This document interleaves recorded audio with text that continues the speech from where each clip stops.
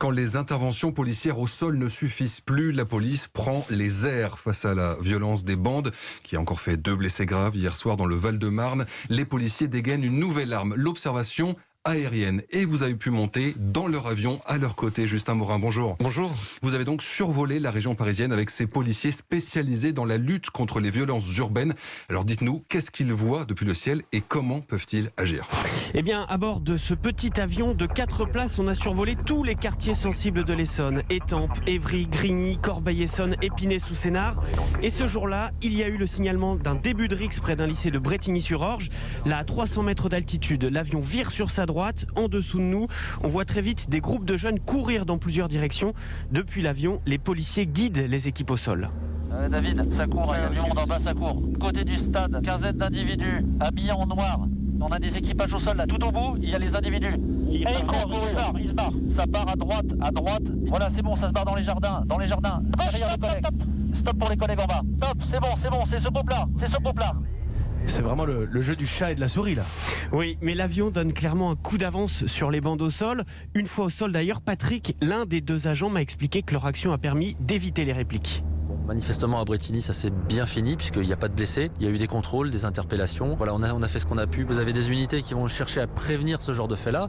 Nous c'est vraiment sur l'instant, il faut vraiment qu'on intervienne. Alors, et on entend ce policier parler du travail de prévention. Ça consiste en quoi, Justin ? Alors, je suis retourné à Boussy-Saint-Antoine, là où l'un des adolescents est mort. La priorité, c'est vraiment le renseignement, la remontée de ce qu'on appelle des signaux faibles. La police nationale vient de mettre en place un groupement de partenariat opérationnel et j'ai pu assister à la toute première réunion depuis le drame avec les maires, les polices municipales, les directeurs et directrices des collèges et lycées dits sensibles, les agents du renseignement territorial et aussi les chauffeurs de bus qui voient et entendent beaucoup de choses, nous a raconté le commissaire Laurent Boisset, c'est le référent bande du secteur. Il y a des efforts considérables qui sont mis en place par ces transporteurs pour former leurs conducteurs à la détection des signaux faibles et donc à la remontée instantanée d'informations de manière à ce que nous puissions déjouer les affrontements. Alors tous ces acteurs locaux sont désormais reliés dans une conversation sur une messagerie cryptée. C'était nécessaire selon le maire de Boussy-Saint-Antoine, Romain Collas, mais pour lui, il faut aussi faire oublier ces vieilles rancœurs entre quartiers. On a un énorme boulot éducatif à conduire. Avec les maires des villes voisines, nous allons notamment travailler sur les enfants d'élémentaire, ceux que nous avons dans le centre de loisirs, pour faire en sorte qu'ils passent du temps ensemble, qu'ils passent même leurs vacances ensemble, avec l'espoir que si ces enfants fraternisent à 8, à 9, 10 ans, ils ne se tapent pas dessus à 12. Et demain, Adrien Taquet, le secrétaire d'État chargé de la protection de l'enfance, se rend justement dans l'Essonne pour faire un point sur la situation et sur ses nouvelles idées.